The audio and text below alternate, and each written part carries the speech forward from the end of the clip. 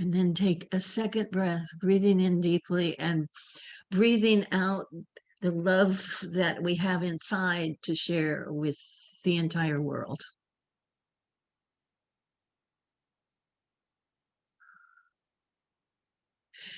And so I know that God is all there is, and God is here, right here and now and present and with us.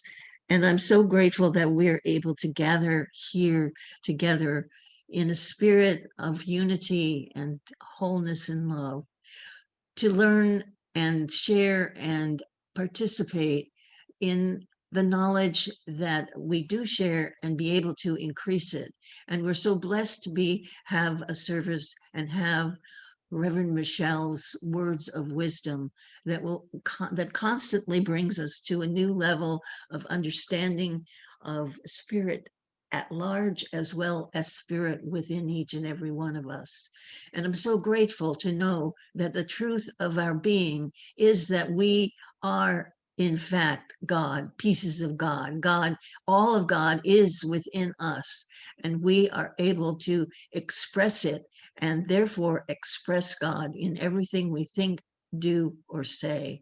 And it's so worthwhile to take time to reflect on this reality and to know that in times of stress, we have still all of God inside, all the love, all the peace, all the hope and wholeness. And so I release my word into the law, knowing it is done, and we release together by saying, and so it is. So it is. I could feel the flow, Lisa. I'm going to share your quote now, honey. Okay. We should daily train our thought to recognize the spirit in everything we do, say, or think. A constant realization of the presence of spirit will provide a sense of divine companionship that no attitude could produce. And so, why don't we take just a few moments to just kind of recognize how spirit shows up for us, maybe in big ways, but also maybe in small ways, like the light on a book, the bird that you haven't seen in a long time that shows itself to you, the waves on the ocean, the people in your life, the stranger who smiles at you. And so why don't we take a few minutes simply to go within and see spirit in our life.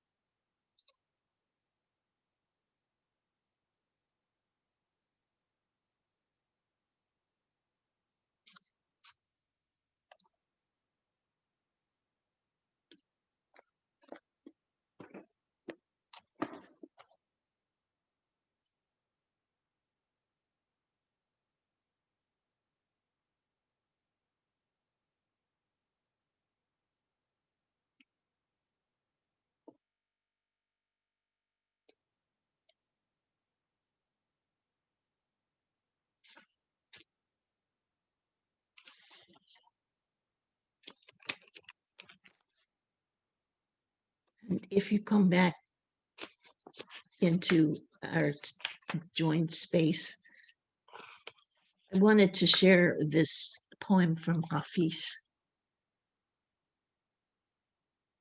Every child has known God, not the God of names, not the God of don'ts, not the God who ever does anything weird, but the God who only knows 4 words and keeps repeating them, saying, "Come dance with me. Come dance." Thanks.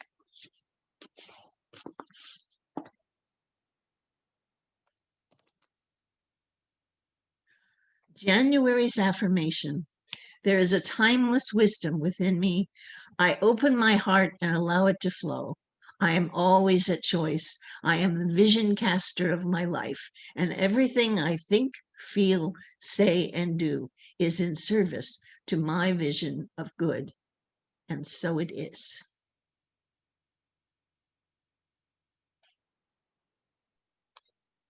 That was beautiful, Lisa. Thank you. I loved the poem. God never does anything weird. Well, maybe. So Richard has a beautiful song for us about is it about the promise of spring? Yes. Yeah, in essence. It's by a French composer, one of my favorite composers of the 20th century, who, for example, composed scores for over 200 movies and TV shows. He did things like Umbrellas of Cherbourg. If anybody remembers that, Watch What Happens, I Will Wait for You, Summer of 42. Just such depth of feeling in his music. And in this particular song, it's called You Must Believe in Spring. He talks about the underlying reality, what we call the flow, that we naturally can connect with as we go through life. And, sometimes things may appear bleak, but just hold on. The good will reemerge. You must believe in spring.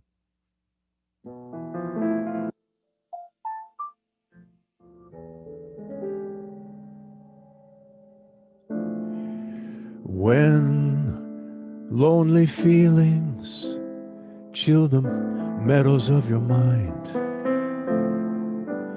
just think, if winter comes, can spring be far behind?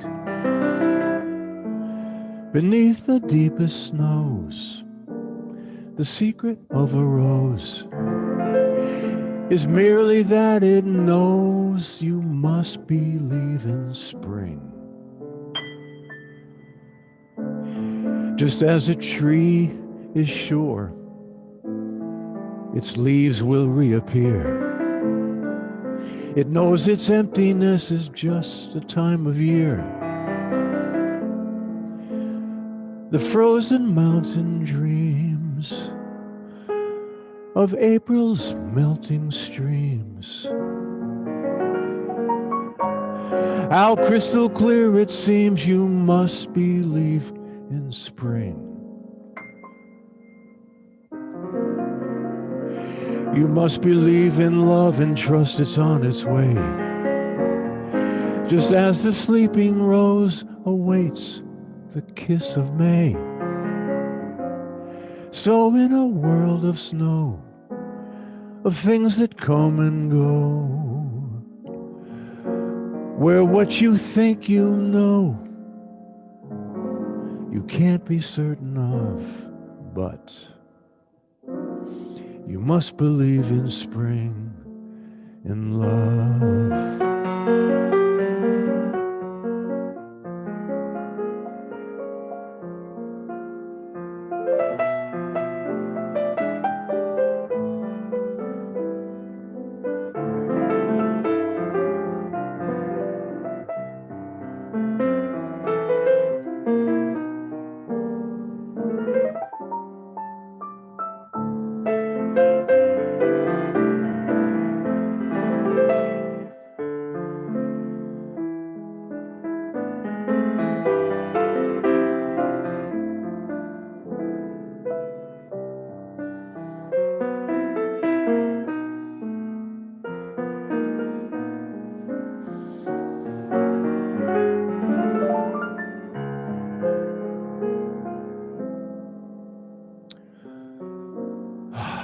You must believe in love and trust it's on its way.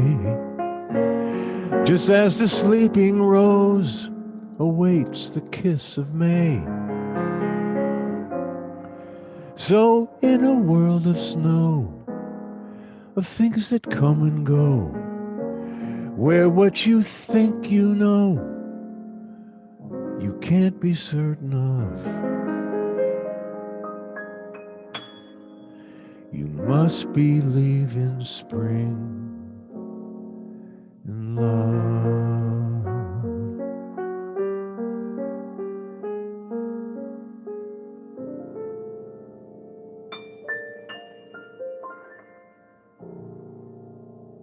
You must believe in spring. That was fabulous, Richard. Thank you. You know, I don't think I have ever on our Zoom Sunday services heard your piano so clearly and your voice so clearly. It Oh, was that's great. fabulous. It was Progress. really, yes. Thank you so much for sharing your gifts with us. That was really amazing. I just really enjoyed it. Thank you so, so much. Oh, what a gift that is. So again, welcome to One Heart, One Mind Center for Spiritual Living's online Sunday service. And this morning, I'd like to, I'm just going to get right to it. I'd like to turn our attention to the spiritual truth that each and every one of us, no one excluded, has within us the potential to live a life of greater good, of greater prosperity, of greater health, of greater friendship and companionship, of greater fulfillment, of greater love, and even to experience moments of ecstatic joy, absolute joy. And that potential that lies within each and every one of us is just beyond the limits of our current belief system. Let me just say that one more time because I think that's really important. The potential to create a greater good in our lives lies just beyond the limit of our current belief system, just beyond what we currently believe about ourselves, believe about our lives, and believe about, and this is an important one, our relationship with our Creator, whatever we conceive that to be. And whether or not these beliefs are conscious or unconscious, which often they are unconscious, our expanded good lies just beyond the limits of the beliefs we currently hold. And as creative beings, and we are creative beings, we are empowered to move past what is and into a new belief brought about by an expansion of our awareness, an expansion of our current state of consciousness. And I think this is a big idea, and quite frankly, really the basic of the teaching of science of mind. So I really want to dive a little bit more deeply into that idea today. And here's where I'd like to start. Last week, I talked about the ABCs of life and creation. You know, I thought I was being so clever. And I used A to represent becoming aware, to dive into our current beliefs and our current way of being, and to be completely honest with ourselves. You know, really not sugarcoat anything. Be honest about what we believe and what we think. To become aware when whatever is right in front of us in any given moment, we're thinking something or feeling something other than what we want to think and feel. That kind of honesty. Does this make me feel uncomfortable? We can ask ourselves. And if the answer is yes, then we can ask ourselves why. What is it that we or I currently believe that makes this situation uncomfortable? And as we recognize that, it allows us to release the old belief that triggered the discomfort, and in that moment become aware of the idea that we now have an opportunity to release whatever is getting in the way of us experiencing our greater good. Right then, in that moment, we're empowered to become aware of what's keeping us from moving beyond the limits of our current belief system, and then being willing to let them go. You know, remember that story I told a few weeks back about the tug of war? Just imagine yourself releasing the rope and just letting it go. To be willing to be aware of what it is, how we're feeling and thinking, and simply to release it and let it go. That's why I wanted Richard to start our service off today with I release, because it sounds so easy, and in reality it is. We just let it go. And then last week I went on to use the letter B to represent become, which is our ability to tune into, to connect with the divine presence that's within us, that unlimited field of potential, and to choose, because it is a choice, to become in consciousness what we want to experience in form in our lives and everything we do. And we know, we say this all the time, that we create twice, once in consciousness and then in form and experience. And what we become, we create. Which brings us to my C, which is to create. Our ability to shift our consciousness, to embody a new idea beyond the limits of our current and our previous experiences and our current belief system. We can move beyond that, to shift into a new state of consciousness, to lighten up, to open up, to allow the flow of the divine to move through us and to express as our lives. So my ABCs are to become aware of what is, to become in consciousness what we want to be, which is already within us. We don't have to go anywhere or do anything to get there. And to create beyond the limits of our current belief system. That was my ABC teaching last week, and it remains my ABC teaching. And then, funny story, this past week, I was listening to a wonderful message while I was on the treadmill, listening to my YouTube stuff. I listened to a wonderful message from Dr. Roger Teal, who was the senior minister at Mile High Center for Spiritual Living in Denver. I think he was there for well over 25 years. He recently retired a couple of years ago. But he is such a brilliant teacher. I love to listen to his messages. And in this one message that I was listening to, he used the ABCs too. And he put it slightly differently. He used the phrase, awareness builds consciousness. And when I first heard it, I thought, he stole my ABCs. And then I remembered, well, there's only one mind and there's only one truth. And honestly, his ABCs are really a little better than mine anyway. So his phrase is a little catchier than mine. And even though our ideas are pretty much the same, I'm going to borrow his phrase because I think it's just so good. Awareness builds consciousness. So let's dive into that idea just a little deeper so we can explore today's message, which is here and now. Love that idea.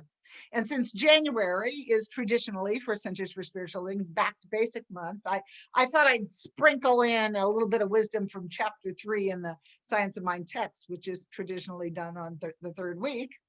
And the name of that chapter is, I don't want to get it wrong, What It Does, which is pretty much the ABCs, as I said earlier. So, as I said, when we talk about becoming aware, we're talking about being that wise observer of our life, to notice what thoughts come up for us as we walk through our day, to notice how we think and feel influences the information that we gather with our 5 senses, and how our thoughts and feelings color the way we experience our lives. It's really about observing what we're thinking in our conscious mind and noticing how that thinking makes us feel in our bodies, because it's the combination of the two, the thinking mind, feeling body, that builds the consciousness that creates. Now we can take that a little bit further if we want to examine whether or not what we're thinking and feeling right now is really true for us. When we butt up against something that feels a little uncomfortable, we can say, is what I'm thinking and feeling right now really what I believe? Or is this some old thing? Or am I laying on top of this current experience my judgments and my blame or emotions from a previous experience? Did it trigger my buttons? Did it bring up something that is unhealed in me yet? If so, it's a real gift. Am I experiencing what is in front of me right now from the viewpoint of the wise observer? And if it's something unsettling and uncomfortable, I can ask myself, what is the spiritual truth in this experience for me? What do I really believe? And then we can move into, from that awareness, the process of becoming that which we truly believe, which is already within us. And I don't know about you, but I often get caught up in my humanness and view things that I experience from the perspective of, well, this is good or this is bad, rather than just from that neutral or non-negative, if you want to call it that, perspective. And that's, as I said, certainly a very, very human thing to do. And quite frankly, it's enabled us to survive. You know, that charging lion is bad. I better run. And I'm certainly not saying that we close our discerning eyes to things that we clearly must have personal boundaries around, and things that clearly go against our values or our ethics or our morals. I'm not saying that at all. I'm saying that our awareness of what is right in front of us can be a powerful tool to build the consciousness, right where we are, of what we want to create in our lives, to move beyond the current belief system, because our good is out here, whether it's conscious to us or not. So let's talk about what it actually means to build consciousness. First of all, we must be clear that as human beings, we are expressions of the one divine life. Anything that God is, we are. You know, we often say in Science of Mind, there is only one life. That life is God's life. That life is my life now.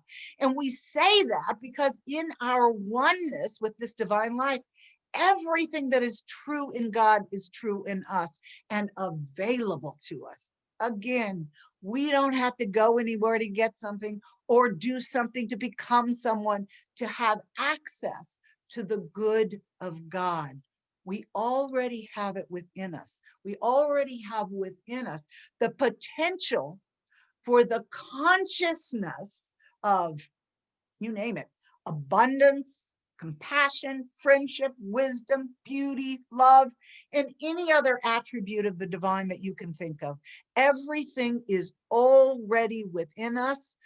And our job, our choice, our decision is to bring it forward, to build the consciousness of whatever it is we want to experience and create. By drawing it forward, it's already in us. There's a great, I'm going to share my screen. There's this great saying, quote, I guess I want to say, from the amazing, beautiful 13th century poet Rumi that I'd like to share with you, that talks about this. So let's take a deep breath. Everything you see has its roots in the unseen world. Consciousness, creation. The forms may change, yet the essence remains the same. Every wonderful sight will vanish, every sweet word will fade, but do not be disheartened. The source they come from is eternal, growing, branching out, giving new life and new joy. Why do we weep?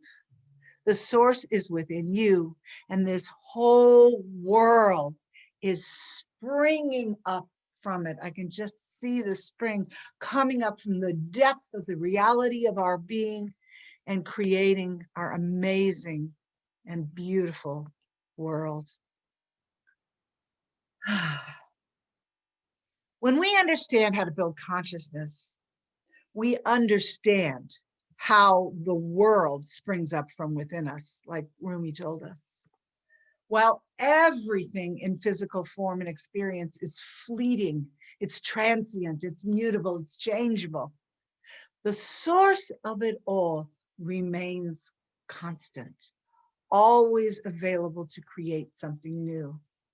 So while we celebrate and honor and enjoy what has been created in form, it will fade and move away. But we know that that constant ability to continue to create and enjoy is always moving through us. It is always springing up from the well of our own goodness. So there's a lot of ideas today. I started thinking about now, what about the word consciousness? Let's talk about consciousness. Our individualized consciousness. Here's what our individualized consciousness does in my understanding. It bears the imprint of all of our beliefs that we've ever bought into and accepted as real and true for ourselves, both consciously and even actually more unconsciously. And that is like this pool of this individualized consciousness, mostly subjective, that is within us. You know, and we use the term consciousness in a few different ways in the science of mind teaching. Makes it a little confusing. We talk about both our objective consciousness, our head, our analytical mind, and our subjective consciousness, our heart and our feeling and what we embody. And then to really confuse things, we also use the word consciousness as a synonym for God. So there you have it. Lots of different things to break down. So when we speak of our objective consciousness, we're talking about our conscious awareness, our analytical mind, the awareness that helps us to navigate our daily lives. When we talk about our subjective mind, also our subconscious mind, we're talking about that creative consciousness within us that is that pool of all of the things that we've collected over our lives. But it is not necessarily aware, but it's conscious. But it isn't the awareness of our conscious mind. Holmes wrote in the glossary, I had to look and see what he had to say about consciousness. And he said, he talks a lot about the subjective mind mostly. And he said that, I don't want to get this wrong. Let me see if I can find it. I don't want to misquote our guy. He said that the subjective mind is creative. I love this. Creative, but not discriminative, meaning that it doesn't get to choose. It's influenced by the thoughts of our objective consciousness, our analytical mind. And then it just says yes to whatever we put in there and just simply creates it. And Holmes wrote also that our subjective consciousness is, again, I don't want to forget, is compelled by its very nature to accept and create. To just accepts and creates. So we have this conscious mind, which is aware. We have this subjective mind, which is influenced by the conscious mind. So as we become more and more aware of what our conscious mind is thinking and our bodies are feeling as we walk through our daily lives, we open the door to influence our subjective consciousness with new ideas that are just beyond our current belief system. And then we can use this new consciousness to create new experiences, new good, a greater expression of life that is waiting to express through us, that springs up to create our world. So as we speak of universal consciousness, another way we use the term consciousness, sometimes we call it universal mind or universal creative consciousness. We're talking about the universal. We're individualized. We're talking about the universal subjective consciousness. And this is the creative principle that runs through all life. It's the universal medium, if you will, that we're all a part of. And it's within this collective universal consciousness where everything we want to bring forward in our life exists and is available to us. Again, we don't have to go anywhere. We don't have to become something special. It's right here. Consciousness is not something we acquire.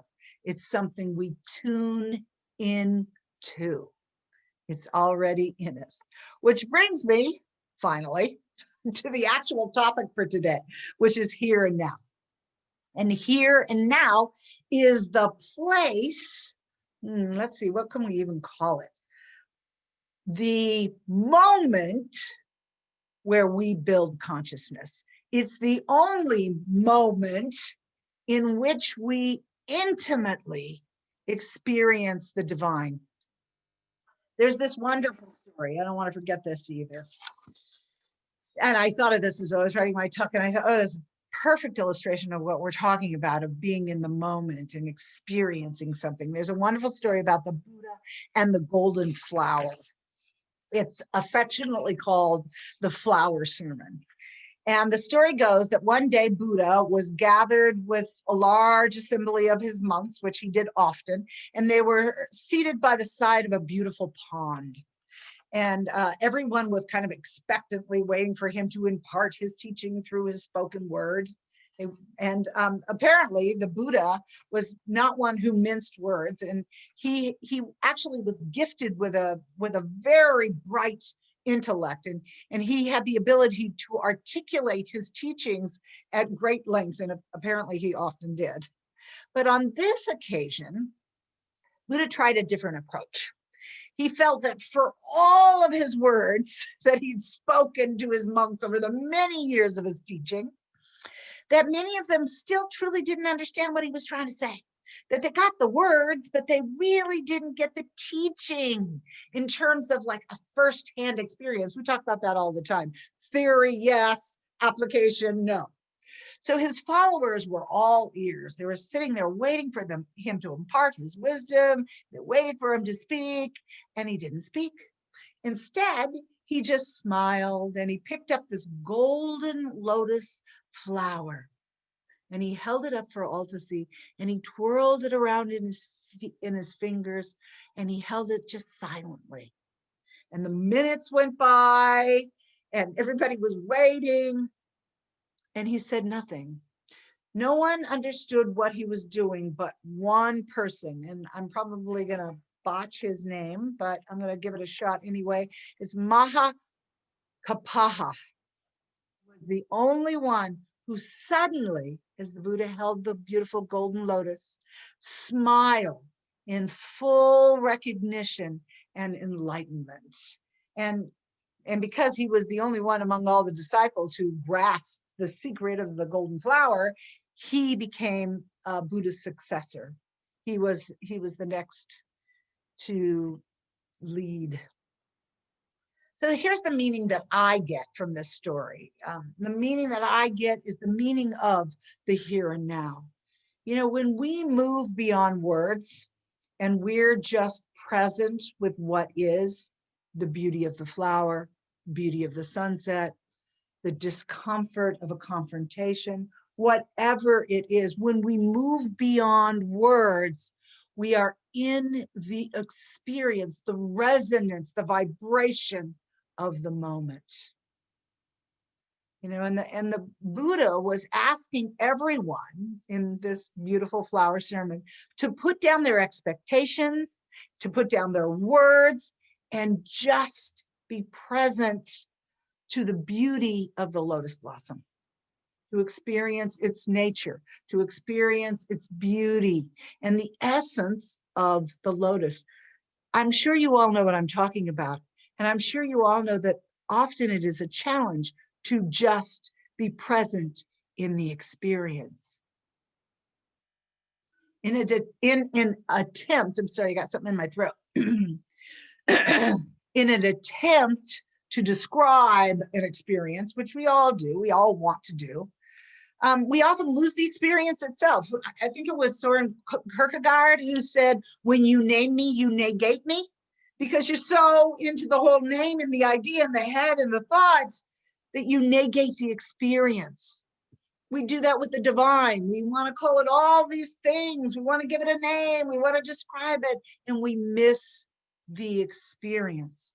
And I think the beautiful flower sermon is a call to be in the experience, to be in the moments that come right before us as we walk through our lives, to be the wise witness, to use them as a tool to draw us into our awareness so that we become what we want to create. And building consciousness may start with a conscious thought, but it is established by a sense of oneness in the moment, a oneness with our source, a oneness with our partner, our friends, our family, nature. A connection is established in that moment, here and now. You know, and how many times have we heard this idea in so many ways? Be here now, the power of now. I actually looked up to see what Holmes said about it. And I've got a quote. Hang on, and I'll get the quote up. I think I have it here. Hang on a minute. Holmes even invited us to be in the moment. I'm going to have to change this. It's the last quote. Hang on a moment. We'll be in the moment as I pull up the moment. Here's what Holmes said. And I put the page number on there in case you want to read the full text. He said, the mystics have taught that there is but one ultimate reality. And that this ultimate reality is here now. If we could see it, we can feel it, but we can't see it. They have taught that the kingdom of God is now present and needs to be realized. And that's what happens when we connect. We realize the experience within us. Isn't that beautiful? I really, really love that idea that we realize an experience. And isn't it wonderful that everything we need is already within us? I'm in awe that I am the allness of God right where I am. The spirit within me is ready and willing to do the creative work to bring me my good, your good, our good. And one of my favorite ways to acknowledge the presence and the power of spirit working through me is to be grateful. Gratitude is such a powerful state of consciousness and experience. You know, and I'm so grateful for this ancient, timeless wisdom and this contemporary wisdom that we all use. You know, I'm grateful for the principles and the tools of science of mind. I'm grateful that I've attracted all of this into my experience. I'm grateful for the one life that we're all living right here and right now. I'm grateful to know that my greater good, just as I said in the very beginning, is available to me right beyond my current belief system. And that I am empowered to step into that it is accessible to me simply by taking that first step to acknowledge what is and to have the willingness to build a consciousness that is just beyond my current belief system, my thoughts and my feelings. So grateful. So my invitation to you this week, and always really, I mean, I might say this week because I'll see you next Sunday, but always, my invitation to you is to be present in the experience of the lotus, to be present in the experience of what is right in front of us, and to experience gratitude for it no matter what it is. Whatever life brings you has some gift in it for you. And I invite you to just say, thank you. Tell me more.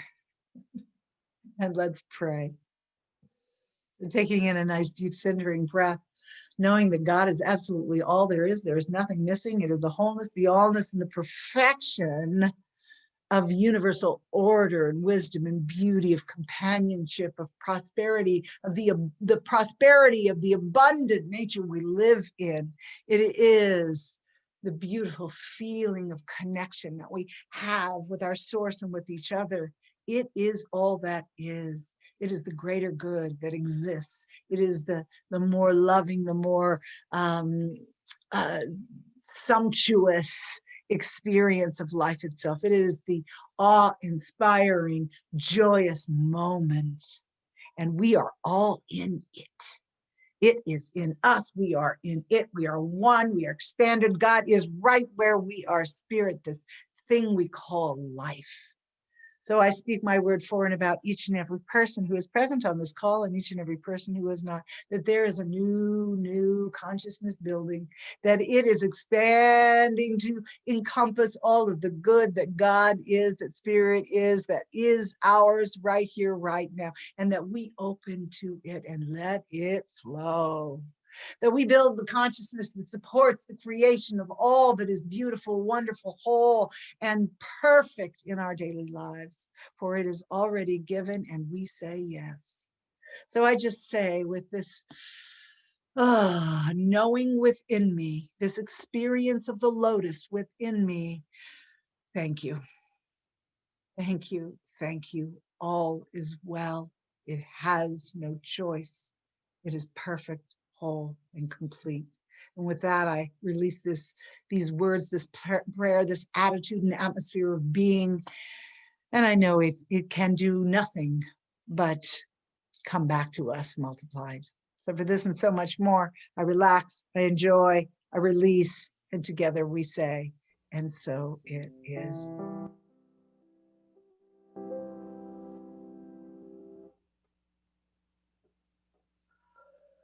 Deep breath, Michelle. That was a lot of words. Oh, thank you for spending this time with me and with each other.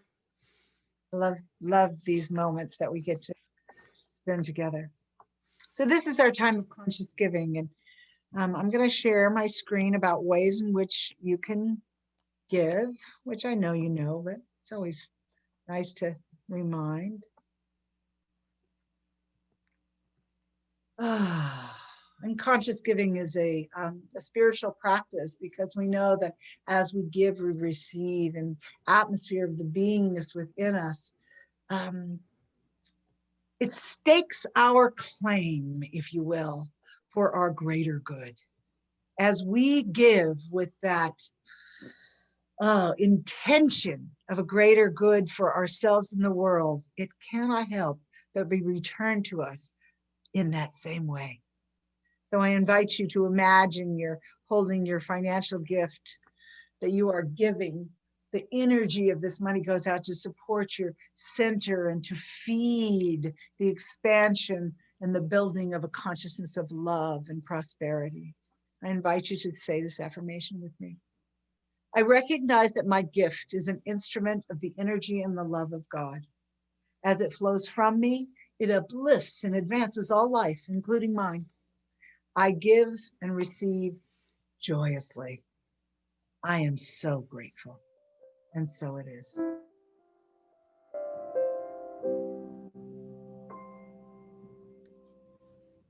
Leslie, do you have any announcements for us? Yes. Tuesday evening is our spiritual inoculation get together. Right now, we do not know what the topic of that is. We will have to let you know as we know that. And then Wednesday night is the class that Rev Michelle and Relaine are facilitating, and that's at 6 o'clock on Zoom on Wednesday evening. And that's our last class. And if anybody has a desire to lead the Tuesday evening spiritual inoculation, pop me a text or send me an email, because I'm open. Okay, we are now ready for our Maureen, Maureen. yeah. Are you going to talk about I just invite you to come next week. I'm going to be speaking next Sunday. So Michelle will have a breather. Hooray. So I invite you all. Thank you. Maureen, do you know what your topic is going to be? I think it's looking forward. Looking forward. That's a good one. That's being in the present and moving forward, not looking at what's behind us. Right? Okay. Any other announcements? Then, Robert, we are ready for our benediction.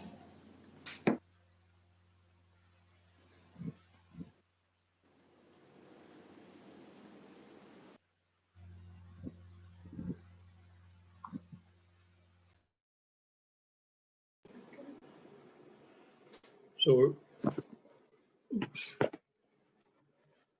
I invite you to close your eyes, settle back into your seat,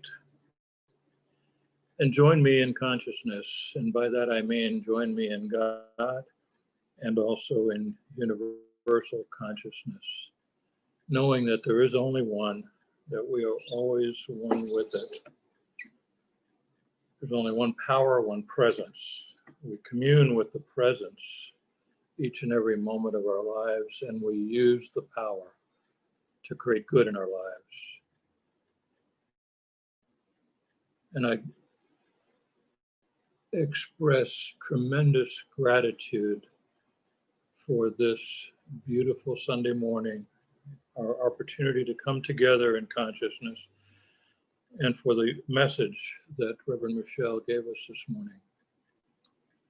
And I express great gratitude that we are right here and right now, building a consciousness that is just beyond our present belief, that we are building a world that is beyond anything that we could possibly have thought would happen, that we are filling our world and our lives with all the good in every possible way. And to use one of Reverend Michelle's favorite sayings, which she borrowed from someone else, I give great thanks that we are on the green growing edge of our becoming, and greater and gooder and gooder. So I am so thankful for all of this. Thank you, God. Thank you, God. Thank you, God. I release my words into the law of mind, knowing that they are already accomplished before I even uttered them. And together we signify our agreement by saying together, and so it is. So it is. And so it is. Thank you. I think I got that from Mary Mann Morrissey. I think that was her green tip. Yeah. Yeah, you got to grab those little jewels when you can. Morgan. Thank you, Robert. Could you repeat that, Marianne Morrissey? Robert, you faded out and I missed it and it sounded yummy. We've heard it from Michelle a number of times before. We're on the green growing edge of our own becoming. Thank you. Hey, Richard, please lead us out. Okay, let's unmute. Okay, we'll sing this twice.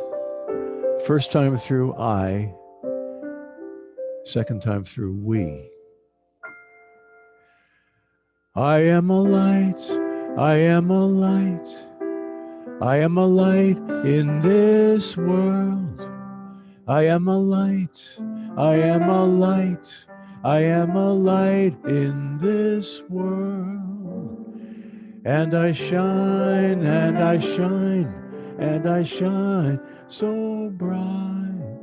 And I shine, and I shine, and I shine so bright. We are a light, we are a light, we are a light in this world. We are a light, we are a light, we are a light in this world. And we shine, and we shine, and we shine so bright. And we shine, and we shine, and we shine so bright. Have a great week.